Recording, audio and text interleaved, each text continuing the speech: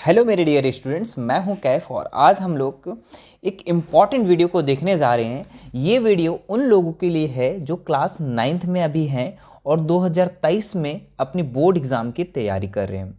जो 2023 में अपना बोर्ड एग्ज़ाम देंगे उन लोगों के लिए काफ़ी महत्वपूर्ण वीडियो है बच्चों। ठीक है, तो इसमें हम गणित का मैथ का 40 क्वेश्चन करवाऊंगा। ठीक है, जो काफ़ी इंपॉर्टेंट है बोर्ड एग्ज़ाम के लिए। ठीक है, ठीक पिछले बार की तरह बच्चों, पिछले बार भी मैंने 40 क्वेश्चन करवाया था जिसमें से 17 क्वेश्चन मैच किए थे। ठीक है, तो इस बार भी उम्मीद है कि ये 40 क्वेश्चन में से बहुत सारे क्वेश्चन आपका मैच होने वाले हैं। ठीक है, तो शुरू से लेकर अंत तक जरूर देखिएगा इस वीडियो को बच्चों, और हमारे चैनल पे अगर नए होंगे तो सब्सक्राइब करके बेल आइकन बटन को भी ज़रूर प्रेस कीजिएगा। ठीक है, और बाकी आप हमसे जुड़ने के लिए आप हमारे इंस्टाग्राम से जुड़ सकते हैं। हमारे इंस्टाग्राम का लिंक जो है डिस्क्रिप्शन में दिया हुआ है। ठीक है, टेलीग्राम में भी आपको बहुत सारे नोट्स को प्रोवाइड करवाया जाता है, वहाँ से भी आप जाकर देख सकते हैं। ठीक है, और मैथ का चैप्टर वाइज अगर करना चाहते हैं, ठीक है, और भी अच्छे से करने के लिए मैथ का अगर चैप्टर वाइज करना चाहते हैं तो डिस्क्रिप्शन बॉक्स में उसका लिंक दिया हुआ है या फिर प्लेलिस्ट के माध्यम से आप वहाँ से देख सकते हैं। तो चलिए ज़्यादा लेट ना करते हम लोग क्वेश्चन की तरफ बढ़ते हैं कि 40 इंपॉर्टेंट क्वेश्चन क्या क्या है। ठीक है, तो देखिए सबसे पहला क्वेश्चन में हम लोग आते हैं। पहला क्वेश्चन क्या है बच्चों, निम्नांकित में कौन परिमेय संख्या है। ठीक है, परिमेय संख्या इनमें से 4 ऑप्शन में से आपको बताना है। तो परिमेय संख्या किसको कहते हैं, जिसको हम लोग P/Q के रूप में लिखते हैं। ठीक है, जिसको हम लोग P/Q के रूप में लिखते हैं उसको हम लोग की परिमेय संख्या कहते हैं। जैसे 2/3, 4/5 है ना, 1/2, इस तरीके से जितने भी संख्या होती है ये क्या होती है, परिमेय संख्या होती है। ठीक है, तो यहाँ पे से 4 ऑप्शन दिया हुआ है। तो सबसे पहला ऑप्शन जो आपको है 0। ठीक है, √2 पाई इनमें से कोई नहीं, तो इसका आंसर राइट आंसर हो जाएगा बच्चों 0। ठीक है, क्योंकि 0 के नीचे हम लोग 1 लिख सकते हैं तो ये एक परिमेय संख्या हो सकता है। ठीक है, तो 0 एक क्या है, परिमेय संख्या है, तो ऑप्शन नंबर 1 इसका राइट हो जाएगा। ठीक है, √2 जो है ये परिमेय संख्या नहीं होता है। जो अंडर रूट में जो हो जाता है वो परिमेय संख्या नहीं होता है, जिसका एक्चुअल मान नहीं निकलता है। ठीक है, पाई भी जो होता है वो भी अपरिमेय संख्या होता है, याद रखना है। ठीक है, चलो डायरेक्ट क्वेश्चन आता है कि पाई कौन सी संख्या है। ठीक है, परिमेय संख्या अपरिमेय संख्या। ठीक है, तो आपको बताना है अपरिमेय संख्या। चलिए दूसरे नंबर क्वेश्चन में हम लोग बढ़ते हैं। क्या लिखा हुआ है, इनमें से कौन परिमेय संख्या 3 और 4 के बीच स्थित है। ठीक है, तो 3 और 4 के बीच, यानी कि 3 और 4 के बीच आपकी कौन कौन सी संख्या हो सकती है, 3.1, 3.2, 3.3, 3.4, 3 पॉइंट मतलब समथिंग। ठीक है, 3 पॉइंट समथिंग जो भी आएगा वो आपका परिमेय संख्या सबके बीच होगा। ठीक है, तो सबका हम मान निकाल देते हैं। देखिए 3/2 को अगर हम लोग इसका डिवाइड करते हैं तो 1.5 आ जाएगा। ठीक है, और 7/2 को अगर हम लोग करते हैं तो 3.5 आ जाता है। ऑप्शन से नज़र आ रहा है ये कि दूसरा सही है। चलो आगे भी देख लेते हैं हम लोग। ये 3/4 को अगर हम लोग मान निकालते हैं तो कितना हो जाएगा, छोटा है तो 0 लगा देंगे, 30 हो जाएगा, 4 7 28 यानी 0.7 आ जाएगा। इसका मान निकालते हैं तो हो जाएगा 1 पॉइंट समथिंग, है ना, 3 और 1 10, 3 3 9 यानी कितना आ जाएगा। और हमने क्या बताया कि 3 और 4 के बीच कौन कौन सी संख्या हो सकती है, 3.1, 3.2, 3.3 इस तरीके से। तो 3.5 यहाँ आपको नज़र आ रहा है ऑप्शन नंबर 2 में। ठीक है, ऑप्शन नंबर 2 में इसका राइट आंसर नज़र आ रहा है। ठीक है, तो ऑप्शन नंबर 2 इसका राइट हो जाएगा। ठीक है, चलिए बाकी आते हैं हम लोग तीसरे नंबर प्रश्न में। क्या लिखा हुआ है, निम्नलिखित में अपरिमेय संख्या कौन है। ठीक है, तो यहाँ पे आपको बताना है कौन अपरिमेय संख्या है। तो 3 तो परिमेय संख्या है, चूंकि 3 के नीचे हम 1 दे सकते हैं। 1/3 तो परिमेय संख्या है, सही बात है। √4, हाँ हमने क्या बताया कि जो रूट में होता है वो परिमेय संख्या नहीं होता है, लेकिन एक्चुअल मान जिसका निकलता है वो होता है। जैसे कि 4 का अगर वर्गमूल निकालते तो कितना होता है, 2 होता है। ठीक है, तो ये 2/1 नहीं लिख सकते, ये भी परिमेय संख्या है। लेकिन पाई बच्चों, ये पाई जो है अपरिमेय संख्या है। हमने शुरू में ही बता दिया था कि पाई एक अपरिमेय संख्या है, तो ऑप्शन नंबर 4 इसका राइट हो जाएगा। चलिए आगे बढ़ते हैं हम लोग। पाई क्या है, देखिए क्वेश्चन ही वही सेम मैच कर गया। ठीक है, तो पाई क्या है, अपरिमेय संख्या है। एकदम आंख बंद करके आपको करके आ जाना है। ठीक है, चलो आगे आते हैं हम लोग। 36/100 का दशमलव प्रसार क्या है। ठीक है, तो 36 को 100 से हम इधर डिवाइड करेंगे। ठीक है, 36 को 100 से अगर डिवाइड करेंगे तो आपको आ जाएगा 0.36। ठीक है, इसका डिवाइड करने का बहुत अच्छा तरीका है कि जितना 0 है उसके उतना संख्या के पीछे हम लगा देंगे क्या, उतनी संख्या के आगे हम लोग क्या लगा देंगे, पॉइंट लगा देंगे। तो 2 संख्या के आगे हम लोग पॉइंट लगा देंगे, तो 0.36। अब ये पूछ रहा है शांत है या अनवसानी अनुवर्ती है या फिर अनवसानी अनावर्ती है, इनमें से कोई नहीं। तो ये बच्चों शांत हो गया। क्यों शांत हो गया, क्योंकि 0.36 के बाद कोई भी संख्या ऐसी नहीं है। अशांत क्या होता है, जैसे कि यहाँ पे हम लिख दिए 1.3333 बार बार आ रहा है तो वो अशांत हो गया, ठीक है। लेकिन यहाँ पे क्या हो गया, ये शांत हो गया, ठीक है। तो ऑप्शन नंबर 1 इसका राइट हो जाएगा, ठीक है। आगे आते हैं हम लोग इसका 6 नंबर में। 6 नंबर क्या बोल रहा है, 5 + √5 और इंटू 5 - √5। तो ये देखिए ये कौन सा फॉर्मूला में नज़र आ रहा है आपको, ऐसा नहीं नज़र आ रहा है, a + b into a - b नज़र आ रहा है या नहीं आ रहा है, बिल्कुल आ रहा है। और इसका फॉर्मूला क्या होता है, a² - b² फॉर्मूला होता है। तो इसका भी उसी तरीके से बैठा दो ना, ये a हो गया और ये b हो गया, ये b हो गया, ठीक है। तो a + b में हम लोग इसको बैठा देते हैं, ठीक है। तो a का स्क्वायर यानी कि 5 का स्क्वायर कर दो, और b कितना है बच्चों, यहाँ पे b नज़र आ रहा है √5, तो √5 का भी हम लोग क्या कर देंगे, स्क्वायर कर देंगे, ठीक है। अब देखिए 5 का स्क्वायर करेंगे तो 25 हो जाएगा, और √5 का जब स्क्वायर करेंगे तो ये स्क्वायर और रूट कट जाता है तो 5 बचता है, ठीक है। 5 बचता है तो कितना हो जाएगा, 25 में फिर 5 घटाएंगे तो 20 बचेगा, कितना बचेगा, 20 बचेगा, ठीक है। तो ऑप्शन नंबर देखिए किस में नज़र आ रहा है, ऑप्शन नंबर 4 में नज़र आ रहा है, तो ऑप्शन नंबर 4 इसका राइट हो जाएगा, ठीक है। आप स्क्रीनशॉट भी ले सकते हैं जहाँ पे आप लोग को सुविधा लगे, ठीक है, जहाँ पे ज़रूरी लगे उसको आप स्क्रीनशॉट भी ले सकते हैं। चलिए आगे बढ़ते हैं हम लोग 7 नंबर प्रश्न में। क्या लिखा हुआ है, इनमें से कौन एक चर में बहुपद है, ठीक है। तो इसमें से आपको बताना है कौन चर में बहुपद है, ठीक है। एक चर में बहुपद पूछ रहा है, तो एक चर यानी कि जैसे चर क्या होता है, x y z ये सब क्या है, चर है, लेकिन एक चर बोल रहा है। तो देखिए यहाँ पे भी x है और यहाँ पे भी x है, ठीक है, और ये एक बहुपद में है, तो ऑप्शन नंबर 1 इसका राइट हो जाएगा, ठीक है। अब बोलेंगे सर ये दूसरा में क्यों नहीं है, तो दूसरा में इसलिए नहीं है क्योंकि जो भी चर होता है उसके पावर में क्या होना चाहिए, पूर्ण संख्या होना चाहिए, ठीक है। और यहाँ पे लिखा हुआ है 3√t, ठीक है, 3√t, और यहाँ पे अगर हम इसको रूट को हटाएंगे तो t का 1/2 हो जाएगा, ठीक है। t का पर पावर क्या हो जाएगा, 1/2, और ये एक पूर्ण संख्या नहीं है बच्चों, ठीक है। ये क्या है, पूर्ण संख्या नहीं, पूर्ण संख्या कहाँ से स्टार्ट होता है, 0 से स्टार्ट होता है, ठीक है। तो ये नहीं होगा, ठीक है। और तीसरा तो होगा नहीं, चूंकि ये y जो है जब y ऊपर चला जाएगा तो -1 हो जाएगा, इसके ऊपर क्या लग जाएगा पावर में -1, तो ये भी नहीं होगा, और ये भी सेम, ठीक है। ये सब जो होता है ना इस तरीके से, जैसे 1/x है, जब ऊपर चला जाता है तो x का पावर -1 हो जाता है, और -1 पूर्ण संख्या नहीं है, क्योंकि पूर्ण संख्या 0 1 2 3 4 इधर स्टार्ट होता है, ना कि माइनस की तरफ, ठीक है। चलो आगे बढ़ते हैं हम लोग, तो ऑप्शन नंबर 1 इसका राइट हो जाएगा। चलिए आगे बढ़ते हैं हम लोग 8 नंबर सवाल में। क्या लिखा हुआ है, निम्नलिखित में से कौन बहुपद नहीं है, ठीक है। तो इसको बताना है कौन सा बहुपद नहीं है। तो देखिए सबसे पहले हमने क्या बताया कि बहुपद वो संख्या होती है, बहुपद वो होती है जिसके चर में पूर्ण संख्या हो, पावर में पूर्ण संख्या हो। तो यहाँ पे लिखा हुआ है 3√x, तो अगर हम यहाँ पे देखें इसको बना के, तो 3 का पावर x का पावर में क्या हो जाएगा, 1/2, चूँकि ये रूट हटेगा तो 1/2 लग जाएगा। और हमने क्या बताया कि x का पावर में क्या होना चाहिए, पूर्ण संख्या होना चाहिए, यानी कि 0 1 2 3 4 ये सब होना चाहिए, तो ये तो कैंसिल हो गया, ठीक है। दूसरा में आते हैं हम जब भी, तो दूसरा में भी आपका पूर्ण बहुपद नहीं है, ठीक है, दूसरा भी नहीं है, यहाँ पे दोनों ऑप्शन हो जाएगा, ठीक है। इसमें बहुपद नहीं पूछ रहा है, बहुपद आपका कौन कौन है वो पहले देख लो, ठीक है। तो बहुपद आपका तीसरा और चौथा है, क्यों, क्योंकि इसके y का पावर में 2 है, ठीक है, पूर्ण संख्या, x के पावर में पूर्ण संख्या, यहाँ पे भी x है, इसके x के पावर में 1 है, तो ये सब बहुपद है। लेकिन बहुपद आपका 2 नहीं है ना, कौन कौन नहीं है, ये नहीं है और ये नहीं है, तो आपका सही उत्तर कौन सा हो जाएगा, नहीं है, तो ये वाला और ये वाला दोनों हो जाएगा, ठीक है। चलो आपका एग्जाम में तो ऐसा नहीं रहेगा, हमारे से मिस प्रिंट हुई है इसमें, ठीक है, तो एक इसमें आंसर हो जाएगा, ठीक है। चलो आगे आते हैं हम लोग 9 नंबर सवाल में। 9 नंबर क्या लग रहा है, देखिए यहाँ पे x = 1 दिया हुआ है, ठीक है, के लिए बहुपद 5x - 4x² + 3 का मान होगा, ठीक है। तो जहाँ जहाँ आपको x दिख रहा है, पहले हम क्वेश्चन को लिख लेते हैं, 5x - 4x² + 3, ठीक है, +3।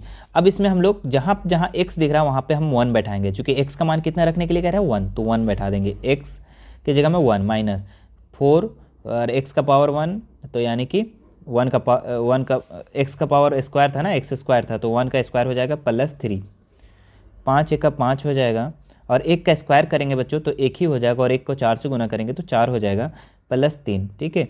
अब बताइए यहाँ पे प्लस को जोड़ दो या फिर 5 में से 4 घटा दो तो कितना बचेगा, 1 बचेगा, और इधर कितना बचा था, 3, तो 1 और 3 कितना हो जाएगा, 4 हो जाएगा। तो देखिए ऑप्शन नंबर कौन सा नज़र आ रहा है, तो ऑप्शन नंबर 2 नज़र आ रहा है, ठीक है। तो ऑप्शन नंबर 2 इसका राइट हो जाएगा बच्चों, ठीक है। चलो तो आपको जब ये समझ में आ रहा होगा सारे क्वेश्चन बच्चों, तो लाइक ज़रूर कीजिएगा, ठीक है, और ज़्यादा से ज़्यादा शेयर कीजिए, ठीक है। अपने फ्रेंड्स लोग को, ठीक है, अपने स्कूल ग्रुप में ज़्यादा से ज़्यादा शेयर कीजिए अपने क्लासमेट लोग को, ठीक है। चलो, ताकि सबको हेल्प मिल सके, है ना। चलो, ये नेक काम होता है, करना चाहिए। चलो आगे बढ़ते हैं हम लोग 10 नंबर सवाल में। x+1 दिया हुआ है, ठीक है, और 3x² प्लस x-1 को भाग देने पर शेषफल के क्या होगा, ठीक है। तो देखो, इसको हम लोग शेषफल परमेय विधि से हम लोग बनाते हैं। तो सबसे पहले x+1 जो दिया हुआ है ना, इसके बराबर हम लोग 0 मान लेंगे। तो x बराबर क्या हो जाएगा बच्चों, ये 1 जो प्लस में है इधर आके माइनस में हो जाएगा, मतलब कि x का मान हम लोग निकाल लिए। अब ये जो दिया हुआ है समीकरण, इस पर हम लोग बैठा देंगे। तो सबसे पहले क्वेश्चन लिख लेते हैं, 3x² प्लस x-1, ठीक है। अब यहाँ पे जहाँ जहाँ x दिख रहा है वहाँ पे -1 बैठाएंगे। तो 3-1 का क्या करेंगे, स्क्वायर करेंगे, फिर प्लस x के जगह में हम लोग -1 डालेंगे, फिर -1, ठीक है। अब यहाँ पे -1 का स्क्वायर करेंगे तो क्या हो जाएगा, +1 हो जाएगा, और +1 को 3 से गुना करेंगे तो 3 हो जाएगा, ठीक है। चूंकि माइनस माइनस प्लस होता है, ये याद रखना है। अब यहाँ पे माइनस प्लस क्या हो जाएगा, ये माइनस प्लस माइनस, तो -1 और यहाँ पे -1, ठीक है।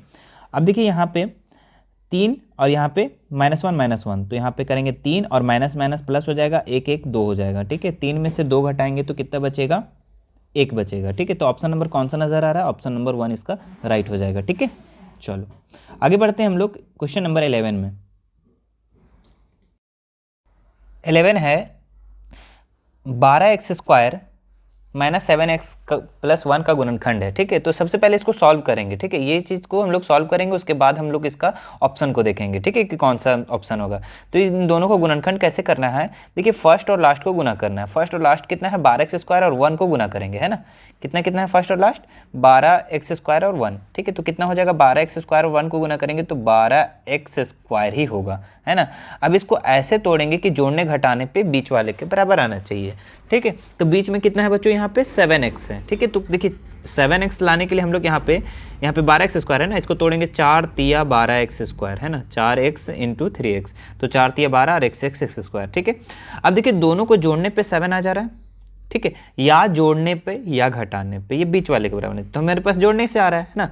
तो अब देखिए ये पहले वाले अंक को हम सेम टू सेम लिख देंगे, 12x² और +1। अब बीच वाला को कैसे लिखना है, -7x लाना है, ठीक है। तो -3x और -4x, ये चीज़ लिख सकते हैं या नहीं लिख सकते हैं, बिल्कुल लिख सकते हैं। माइनस माइनस प्लस हो जाएगा, ठीक है, और 4 3 7x हो जाएगा।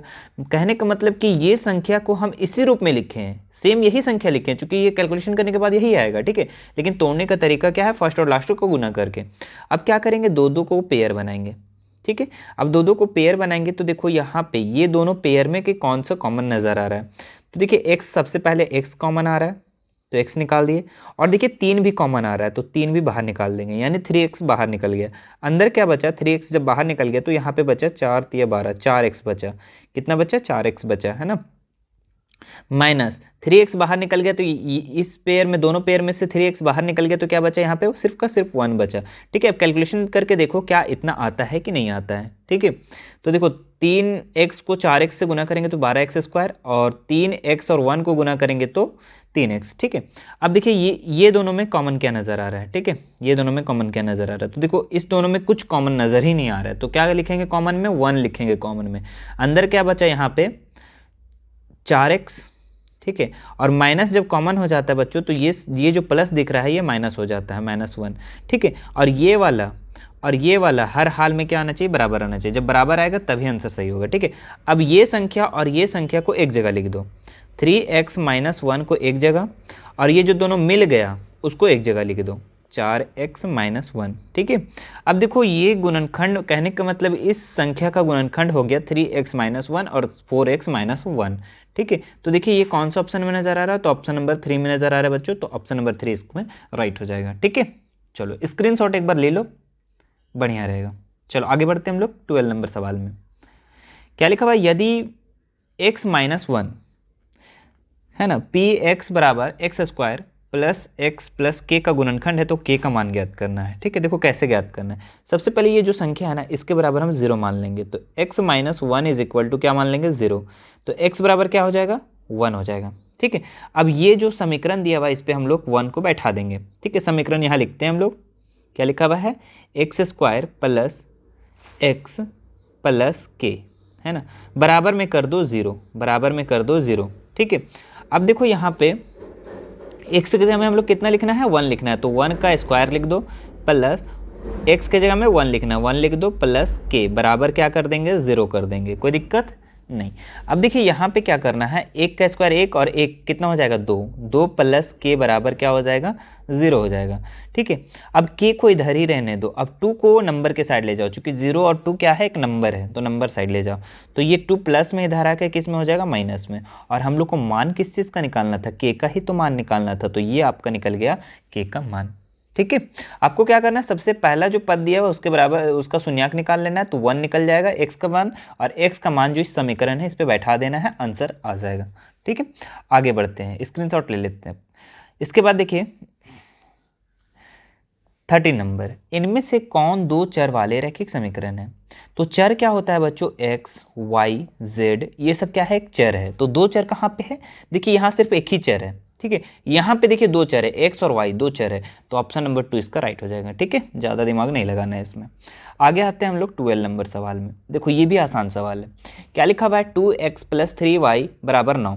ठीक है, हमको एक ax by + c में व्यक्त करने पर, सबसे पहले इस रूप में हम व्यक्त करते हैं, ax + by + c। ठीक है, तो 2x तो ax के ही रूप में था, प्लस bx by है ना, by की जगह में 3y हो जाएगा, और c क्या है, ये बराबर का ये साइड है। देखिए बराबर का ये साइड आपका c है, तो हम क्या करेंगे, c को इधर लिख देंगे, तो 9 इधर है ना, बराबर का इधर लिख देंगे, तो ये किस में हो जाएगा, माइनस में, और बराबर क्या कर देंगे, 0। अब क्या बोल रहा है, a b c का मान ज्ञात करें। तो देखो a के जगह में क्या है, 2 है, तो लिखेंगे a = 2। b के जगह में क्या है बच्चों, देखो b के जगह में क्या है, b के जगह में 3 है, तो क्या लिखेंगे, b = 3। और c के जगह में क्या है बच्चों, -9, तो क्या लिखेंगे, c = -9। अब देखो कौन सा ऑप्शन में नज़र आ रहा है, तो देखिए ऑप्शन नंबर 2 में। ठीक है, a = 2, b = 3 और c = -9। ठीक है, चलो स्क्रीनशॉट ले सकते हैं इसको भी, आप चाहे तो यहीं से भी डायरेक्ट आंसर लिख सकते हैं। ठीक है, a = 2 है, b = 3 है और c = -9 इसलिए होगा कि बराबर का ये साइड हम लोग कर लेंगे, तो ठीक है, यहाँ से भी आंसर आप डायरेक्ट लिख सकते हैं। आगे देखते हैं हम लोग 15 नंबर सवाल, क्या लिखा हुआ है, निम्न हलों में कौन सा समीकरण इसका हल है। ठीक है, तो देखो यहाँ पे बारी बारी से x क्या लिखा हुआ है, x + 2y = 6। ठीक है, ये दिया हुआ है, जो ये x है और ये y है, और ये x है और ये y है, ये x है और ये y है, मतलब पहला जो होता है x होता है, बाद वाला y होता है। हम लोग को बारी बारी से बैठाना है और किस में मैच करेगा वो चीज़ को देखना है। तो चलो हम लोग सबसे पहले क्या करते हैं, ये 1 को बैठाते हैं। अगर हम यहाँ 0 लेते हैं, ठीक है, x के जगह में 0 लेते हैं, और 2 और y के जगह में 0 लेते हैं, तो क्या 6 आएगा, नहीं, 0 = 0 हो जाएगा, 0, और यहाँ पे 2 को 0 से गुना करेंगे तो 0, 0 = 6। तो क्या हो रहा है, बराबर हो रहा है लेफ्ट हैंड साइड और राइट हैंड साइड, नहीं हो रहा है। ठीक है, तो ये नहीं होगा, ऑप्शन 1 कट गया। चलो ऑप्शन 2 में देखते हैं हम लोग कि x के जगह में हम 0 बैठाने बोल रहा है, और 2 y के जगह में 4 बैठाना, तो 4 दूनी 8 हो जा रहा है इधर, और इधर 6 आ जा रहा है, तो ये भी गलत है। ठीक है, यानी कि ऑप्शन 2 भी कट गया। तो चलो ऑप्शन 3 आप चेक कर लीजिए। देखिए ऑप्शन 4 इसका राइट आंसर है, एक बार हम चेक करके बता देते हैं। देखो x के जगह में कितना लिखना है, 4, और y के जगह में कितना लिखना है, 1 लिखना है ना। तो x के जगह में हम 4 लिखेंगे, प्लस y के जगह में कितना लिखेंगे, 1 लिखेंगे, बराबर 6। देखो तो 4 और प्लस 2 × 2 हो जाएगा, बराबर 6, तो 4 2 6 = 6। देखो दोनों साइड इक्वल हो गया ना, तो ऑप्शन नंबर 4 इसका राइट हो जाएगा। ठीक है, इसी तरीके से बारी बारी से आपको चेक करना है और आंसर लिखना है। चलो आगे आते हैं, x और y के कटान बिंदु को क्या कहते हैं। ठीक है बच्चों, देखो एक होता है x अक्ष, देखो यहाँ पे चित्र भी दिखा दिया है ना, ये होता है x अक्ष और ये होता है y अक्ष, और ये बीच वाला जो बिंदु होता है ना बच्चों, इसी जो कटान बिंदु होता है इसको हम लोग कहते हैं मूल बिंदु। क्या कहते हैं, मूल बिंदु। ठीक है, तो ऑप्शन नंबर इसमें कौन सा नज़र आ रहा है, देखिए ऑप्शन नंबर 3 इसका राइट लग रहा है। ठीक है, तो ऑप्शन नंबर 3 राइट हो जाएगा। आगे आते हैं हम लोग, x निर्देशांक को क्या कहते हैं। तो याद रखिएगा बच्चों, x को हम लोग भुज कहते हैं, ठीक है, और y को कहते हैं कोटि, याद रखना इस चीज़ को। ठीक है, तो x को भुज, तो ऑप्शन नंबर 1 इसका राइट हो जाएगा। x निर्देशांक को क्या कहते हैं, भुज कहते हैं, है ना, याद रखिएगा इस चीज़ को। आगे देखते हैं हम लोग बच्चों, 18 नंबर में क्या है, आकृति में p का निर्देशांक है। तो देखिए यहाँ पे p का निर्देशांक पूछ रहा है। देखिए ये आकृति आपको दिख रहा है और ये p का निर्देशांक है, तो p का निर्देशांक देखिए x अक्ष कितना, x पर कितना है, x लाइन पर कितना है, 4 पर है, तो 4 हो जाएगा। और y के जगह में कितना डाला हुआ है, देखो y ये लाइन है, ये y लाइन है ना, तो y के जगह में देखो कितना है, 2 पर है ना, तो 2 लिख दो। ठीक है, तो ये 4,2, ठीक है। तो 4,2 कहाँ है? ऑप्शन नंबर 1 में, ठीक है। आगे बढ़िए 19 नंबर सवाल में क्या लिखा हुआ है? दो भिन्न रेखाओं में कितने बिंदु भयनिष्ठ हो सकते हैं? तो ध्यान रखिएगा बच्चों कि दो भिन्न रेखा, जैसे कि एक ऐसा रेखा दे दिया और एक ऐसा रेखा दे दिया है, ठीक है। तो अब इसमें कितना बिंदु भयनिष्ठ हो सकता है? एक ही, मात्र एक ही बिंदु भयनिष्ठ हो सकता है ना। तो ऑप्शन नंबर 1 इसका राइट हो जाएगा। चलिए आगे आते हैं। वे वस्तुएं जो परस्पर संपाती होती है, ठीक है। तो वे वस्तुएं जो बराबर होती है वो क्या होती है? संपाती होती है। तो ऑप्शन नंबर 1 इसका राइट हो जाएगा, ठीक है। आगे आते हैं 21 नंबर सवाल में क्या लिख रहा है? 21 नंबर में देखिए, 54 का संपूरक कोण क्या है? ठीक है, 54 का पूरक कोण है ना। तो पूरक कोण उसको बोलते हैं बच्चों कि दो कोणों को मिला करके कितना होना चाहिए? 90 डिग्री, यानी कि एक्स और वाई दोनों कोण को मिलाकर कितना होना चाहिए? 90 डिग्री। तो एक कोण आपका 54 दिया हुआ है, तो दूसरा कोण कितना हो जाएगा? तो 90 में से 54 को घटा देंगे, तो 90 में से 54 को घटा दो तो कितना बचेगा? 10 में से 4 गया तो 6 और 8 में 5 गया तो 3, यानी 36। तो कौन सा ऑप्शन नजर आ रहा है? तो ऑप्शन नंबर 1 इसका राइट हो जाएगा, ठीक है। देखिए जस्ट इसी तरीके से संपूरक पूछा है, ठीक है। पूरक में क्या होता है? दोनों मिला के 90 डिग्री होना चाहिए। संपूरक में कितना होना चाहिए? 180 डिग्री। दोनों मिला के 180 डिग्री होना चाहिए, दो कोनों को मिला करके 180 डिग्री होना चाहिए। तो एक 68 दिया हुआ है, तो दूसरा कितना हो जाएगा? 180 में से 68 घटा दो तो कितना बचेगा? 10 में से 8 गया तो बच्चों कितना बचा? 2 बचा, और 7 में 6 गया तो 1 बचा, और 1 यानी कि 112। तो ऑप्शन नंबर किस में नज़र आ रहा है? 112, ऑप्शन नंबर 3 में, ठीक है। तो ये राइट हो जाएगा। चलिए आगे बढ़ते हैं। चलिए देखिए, 180 डिग्री से अधिक और 360 डिग्री से कम वाले कोण को क्या कहते हैं? तो बच्चों ध्यान रखिएगा, 180 से अधिक और 360 से कम वाले माप को क्या कहते हैं हम लोग? प्रतिवर्ती कोण। तो ऑप्शन नंबर 2 इसका राइट हो जाएगा, ठीक है। चलो इसमें से जितना है सबका मान बता देते हैं, ठीक है। रिजु कोण उसको कहते हैं जो 180 डिग्री का होता है। प्रतिकोण कोण इसको कहते हैं जो 180 से अधिक और 360 से कम होता है उसको। और संपूरक कोण उसको कहते हैं जो अभी हम जस्ट बताएं कि दो कोणों को मिला करके कितना होना चाहिए? 180 डिग्री, है ना, ए और बी। अधिक कोण किसको कहते हैं बच्चों? जो 90 डिग्री से ज़्यादा, जो 90 डिग्री से ज़्यादा और 180 डिग्री से कम हो उसको अधिक कोण कहते हैं, ठीक है। तो इस तरीके से आप इसका स्क्रीनशॉट ले सकते हैं। आगे आते हैं हम लोग नेक्स्ट क्वेश्चन में। 24 नंबर में क्या लिखा हुआ है? आकृति में ए ओ बी एक रेखा है, एक्स का मान ज्ञात करना है। तो देखो ए ओ बी एक रेखा नज़र आ रहा है और एक्स का मान ज्ञात करना है। तो आपको पता है कि एक रेखा पे कितना डिग्री का कोण बनता है? 180 डिग्री का। तो यहाँ पे दिया हुआ है 5x और 4x, तो दोनों मिला के कितना होना चाहिए? 180 डिग्री होना चाहिए, ठीक है। तो यहाँ लिखेंगे 5x + 4x = कितना? 180 डिग्री, ठीक है। तो 5 और 4x कितना होता है? 9x। 9x बराबर कितना होना चाहिए? होगा 180 डिग्री। तो x बराबर कितना हो जाएगा? 9, ये इंटू में है, इधर आके डिवाइड में हो जाएगा। तो 180/9, तो 9 दूनी 18, यानी कि 20। कितना हो जाएगा? 20। तो x का मान हम लोग को पूछ रहा था 20, तो x का मान कहाँ है? 20। ऑप्शन नंबर 2 में है बच्चों। तो ऑप्शन नंबर 2 इसका राइट हो जाएगा, ठीक है। चलिए आगे बढ़ते हैं हम लोग। देखिए कितना लॉलीपॉप क्वेश्चन 25 नंबर में पूछा है। त्रिभुज के तीनों कोणों का योग कितना होता है? बताइए फटाक से। 180 डिग्री, है ना। तीनों कोण को मिला के कितना होना चाहिए? 180 डिग्री। चलो, दो सर्वांगसम आकृति क्या होते हैं? समान होते हैं बच्चों, ठीक है। तो ऑप्शन नंबर 1 इसका राइट हो जाएगा। निम्नलिखित में कौन त्रिभुजों की सर्वांगसमता कसौटी है? तो बच्चों इसमें से आपका साइड एंगल साइड जो है सर्वांगसमता कसौटी है, ठीक है। साइड एंगल साइड, तो ऑप्शन नंबर 4 इसका राइट हो जाएगा। आगे बढ़ते हैं। चतुर्भुजों के अंतः कोणों का योग कितना होता है? अभी त्रिभुज का कितना बताया? तीनों का मान कितना होना चाहिए? 180 डिग्री, ठीक है। त्रिभुज का तीनों कोण का योग 180 डिग्री होता है। चतुर्भुज का चारों कोण का योग कितना होता है? 360 डिग्री, याद रखने का, ठीक है। चलो आगे आते हैं हम लोग। वृत्त की सबसे बड़ी जीवा वृत्त का क्या होता है? तो ये होता है व्यास बच्चों, ठीक है। एक वृत्त ले लो, इसकी जितनी जीवाएं हैं, मान लो ये सब पूरा जीवा है, ठीक है। तो अधिकतम जीवा कौन सा हो सकता है? जो बीच में हो, और बीच वाला क्या कहलाता है? व्यास कहलाता है। बीच वाला क्या कहलाता है? व्यास कहलाता है। तो ऑप्शन नंबर इसका दूसरा सही हो जाएगा, ठीक है। अर्धवृत्त का कोण होता है, तो अर्धवृत्त का कोण जो होता है बच्चों समकोण होता है। ऑप्शन नंबर 2 इसका राइट हो जाएगा। आगे बढ़ते हैं हम लोग 31 नंबर सवाल में। देखिए क्या लिखा हुआ है? त्रिभुज ABC में BC और AB बराबर है, कोण B = 80 है, तो A का मान पूछ रहा है, ठीक है। तो चलिए सबसे पहले हम ABC एक त्रिभुज बना लेते हैं, ABC, ठीक है, जिसमें BC और AB बराबर है ना। BC और AB बराबर है, ये दोनों बराबर है। और B कोण कितना डिग्री दिया हुआ है? 80 डिग्री। तो बताइए A का मान पूछ रहा है, ठीक है। तो A का मान कितना हो जाएगा? ध्यान दीजिए, अगर देखिए बराबर भुजाएं के बराबर कोण बराबर होती है, ठीक है। बराबर भुजा, जैसे बराबर भुजा है ना, देखिए बराबर भुजा के सम्मुख कोण क्या होती है, बराबर होती है।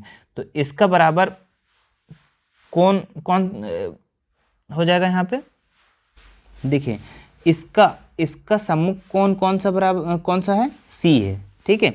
और इसका सम्मुख कोण कौन सा है, ये है। तो ये दोनों भुजा बराबर है, तो ये दोनों कोण भी क्या होंगे, बराबर होंगे। लेकिन हम लोग का कोण कौन सा दे दिया, ये 80 दे दिया। तो आपको तो ये चीज़ पता चल गया कि ए और जो सी है ये बराबर है। बी का मान कितना दिया हुआ, 80 डिग्री, ठीक है। और तीनों मिला के कितना होगा, 180 डिग्री, ठीक है।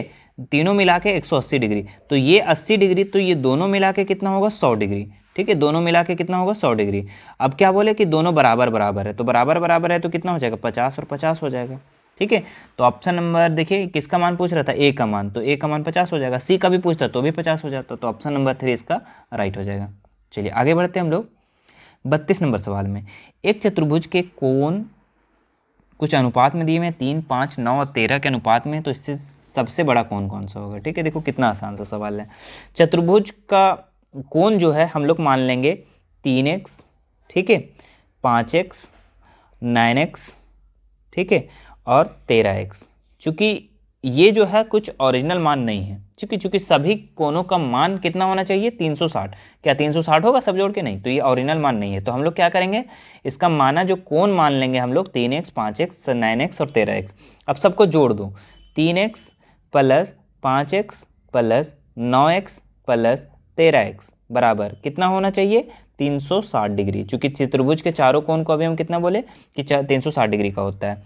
तो अब सबको जोड़ दो, 13 और 3 16, 16 और 5 कितना होता है, 21, 21 और 9 30, यानी कि 30x कितना हो जाएगा, 30x बराबर 360। तो x बराबर कितना हो जाएगा, 360 बटा 30। तो ये जीरो से जीरो कट गया, 12 3 36, यानी कि x का मान कितना निकल गया बच्चा, 12 निकल गया, ठीक है।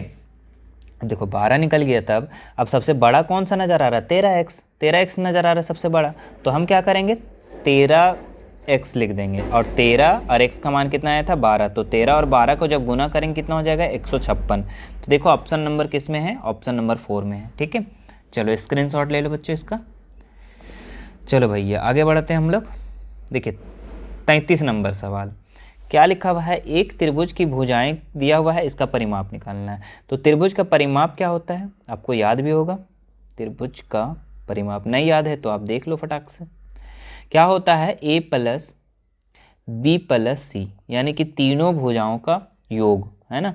तो कितना है, 40 प्लस 24 प्लस 32, जोड़ दो सबको, 40 24 32, 4 2 6 और 3 2 5 4 9, 96। देखो 96 कहाँ है, ऑप्शन नंबर 2 में, ठीक है।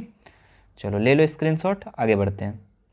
34 नंबर सवाल, एक त्रिभुज की भुजाएं दी गई है, उसका क्षेत्रफल निकालने के लिए कह रहा है, ठीक है। तो देखिए जब भुजा दिया हुआ रहता है तो हम लोग हेरोन का सूत्र का प्रयोग करते हैं, ठीक है। तो सबसे पहले अर्ध परिमाप निकालते हैं, एस निकालते हैं। इसी को हम लोग देखिए एस को ही अर्ध परिमाप कहते हैं, याद रखिएगा।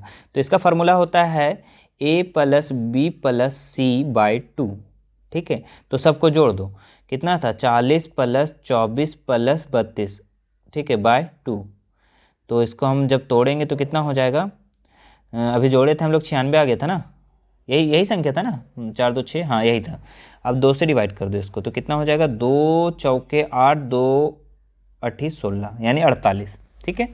अब क्या करेंगे, फॉर्मूला पे हम लोग बैठाएंगे। हेरोन का सूत्र जो होता है, त्रिभुज का क्षेत्रफल जो होता है ये होता है under root S minus A, S minus B, S minus C, ये होता है, ठीक है। अब बैठा दो फटाक से। एस का मान कितना है बच्चों, 48 है, तो 48 लिख दो। फिर लिखेंगे 48 माइनस ए का मान कितना है, ए का मान आपका 40 है, तो 40 लिखेंगे। फिर लिखेंगे 48 माइनस बी का मान 24, तो 24 लिखेंगे। और सी का मान कितना है, तो लिखेंगे 48 माइनस सी का मान आपका दिया हुआ 32, तो 32 लिखेंगे। अब देखिए यहाँ पे अंडर रूट लिखेंगे और 48 का 48 लिख देंगे, और यहाँ पे इंटू हो जाएगा 48 में 40 घटाएंगे तो 8 बचेगा, फिर इंटू हो जाएगा, फिर 48 में से 24 घटाएंगे तो 24 बचेगा और इंटू हो जाएगा। 48 में से 32 घटाएंगे तब बचेगा, 8 में से 2 गया तो 6 और 4 में से 3 गया तो 1, 16। ठीक है, इतना हो जाएगा। ठीक है, पहले इतना स्क्रीनशॉट ले लो, फिर हम आगे बनाते हैं। चलिए आगे में हो जाएगा, कितना कितना बचा था, 48 गुना 8 गुना 24 गुना 16 ये बचा था। ठीक है, अब क्या करेंगे, इसको हम लोग 48 को तोड़ेंगे। ठीक है, 48 को तोड़ेंगे तो कितना कितना कितना लिख सकते हैं, 24 दूनी 48 ये लिख सकते हैं ना। हम लोग क्या करेंगे ना, इसमें 2 का पेयर बनाने का प्रयास करेंगे और 8 को 8 लिख दो। ठीक है, और 24 को 24 से रहने दो, चूँकि एक 24 आ चुका था। और ये 16 को हम लोग तोड़ सकते हैं 8 गुना 2। ठीक है, आप 2 करके छोटा छोटा भी तोड़ सकते हैं, हम बड़ा बड़ा तोड़ दिए। ठीक है, मुझे पता था इसलिए। ठीक है, आप छोटा छोटा भी तोड़ सकते हैं, 48 को 2 गुना 3 इस तरीके से तोड़ सकते हैं, छोटे छोटे कर सकते हैं। लेकिन देखिए 24 और 24 मिल गया ना, देखिए 2 का पेयर मिल गया ना तो एक बाहर निकाल दो, 24 एक बाहर निकल गया। ये देखो 2 और 2 मिल गया ना तो एक बाहर निकाल दो। ये अंडर रूट को तोड़ने का ये सिस्टम है। ठीक है, 2 8 और 8 मिल गया ना तो एक बाहर निकाल दो, सब तो बाहर निकल गया ना। अब सबको गुना कर दो, तो 8 दूनी 16 और 16 और 24 को गुना करो जल्दी, 8 दूनी 16 और 16 और 24 को गुना करो। 24 और 16 गुना करते हैं, 6 चौके 24 के 4 हाथ बचा 2, 6 दूनी 12, 13 14 है ना, फिर 24 का 24, 4 8 3 यानी 384। 384 क्या है ऑप्शन में, मीटर था सेंटीमीटर था, सेंटीमीटर, तो सेंटीमीटर स्क्वायर इसका आंसर हो जाएगा। ठीक है, तो देखिए ऑप्शन नंबर किस में है, 384 ऑप्शन नंबर 2 में है बच्चों। ठीक है, ये राइट हो जाएगा। चलिए आगे बढ़ते हैं हम लोग अगला सवाल में। 33 नंबर सवाल में क्या लिखा हुआ है, एक त्रिभुज की भुजाएं दी गई है और इसका त्रिभुज का परिमाप कह रहा है। ठीक है, तो ये भी तो जस्ट क्वेश्चन बनाए थे, 96 आंसर था। ठीक है, एक त्रिभुज की भुजाएं त्रिभुज का क्षेत्रफल पूछ रहा था, अभी जस्ट बनाए हैं क्वेश्चन को। चलिए आगे बढ़ते हैं। 35 नंबर सवाल क्या लिखा हुआ है, एक घन का किनारा x है, पार्श्व पृष्ठीय क्षेत्रफल निकालें। ठीक है, तो घन का किनारा कितना है, x है। ठीक है, और पार्श्व पृष्ठीय क्षेत्रफल जो होता है बच्चों वो होता है 4a²। ठीक है, 4a², तो ऑप्शन नंबर 2 इसका राइट हो जाएगा। ठीक है, यहाँ किनारा x बोला था तो यहाँ पे होना चाहिए आंसर जो होना चाहिए 4x² होना चाहिए। ठीक है, कोई बात नहीं, बात तो बराबर है। चलिए आगे बढ़ते हैं हम लोग। किसी घनाभ के किनारों की कुल संख्याएं कितनी होती है, तो घनाभ तो आप लोग को पता होगा, ऐसे बनता है ना। और इसका किनारों की संख्या कितनी होती है बच्चों, तो याद रखिएगा 12 होता है। ठीक है, किनारों की संख्या कितनी होती है, बराबर 12 होता है। ठीक है, चूँकि 4 ऊपर 4 नीचे और 4 साइड में। ठीक है, तो 12। आगे आते हैं हम लोग। एक घनाभ की लंबाई चौड़ाई ऊंचाई कुछ दिया हुआ है LBH और पार्श्व पृष्ठीय क्षेत्रफल, तो पार्श्व पृष्ठीय क्षेत्रफल जो होता है बच्चों घनाभ का वो होता है 2HL + B, याद रखिएगा फॉर्मूला है ये सब। ठीक है, चलो आगे बढ़ते हैं हम लोग। एक गोलक का त्रिज्या r दिया हुआ आयतन निकालना है, तो आयतन होता है 4/3 पाई r का क्यूब। ठीक है, फॉर्मूला है, याद करना है। आगे आते हैं, देखिए मिलान चिन्ह, इसको कैसे बनाना है, देखिए कि बारंबारता है, तो देखिए कितना है 1 2 3 4 है ना, 1 2 3 4 और ऐसे किया हुआ है मतलब 5 है ना, 5 ये हो गया और इधर कितना खिंचा हुआ है 2 2 4 है ना, 1 2 3 4, तो ये 4 हो गया, तो 4 और 5 कितना हो गया 9। ठीक है, तो 9 कौन सा ऑप्शन में है, तो ऑप्शन नंबर 4 में है। ठीक है, चलो एक निश्चित घटना की प्रायिकता क्या होती है बच्चों, तो याद रखिएगा हमेशा का हमेशा कितना होता है 1 होता है। ठीक है, एक निश्चित घटना की प्रायिकता 1 होता है। ये था बच्चों आप लोग का पूरा 40 क्वेश्चन। ठीक है, आप इससे एक बार फिर से देखो, बढ़िया से देखो, बहुत ही अच्छे से समझ में आने वाला है। एक बार फिर बिना वीडियो देखे फिर एक बार खुद से बनाने का प्रयास करो। ठीक है, उम्मीद करते हैं इससे बहुत सारे क्वेश्चन आप लोग का एग्जाम में देखने को मिलेगा। ठीक है, बाकी हमारे आप साइंस सोशल साइंस का जितने भी ऑब्जेक्टिव क्वेश्चन को देखना चाहते हैं तो प्लेलिस्ट बना दिया गया है, वहाँ से जाकर देख सकते हैं, या फिर हमारे आप चैनल को विजिट कर सकते हैं, पूरा का पूरा चीज़ मिल जाएगा उसमें। ठीक है, मिलते हैं बच्चों नेक्स्ट वीडियो में। ठीक है, बाय।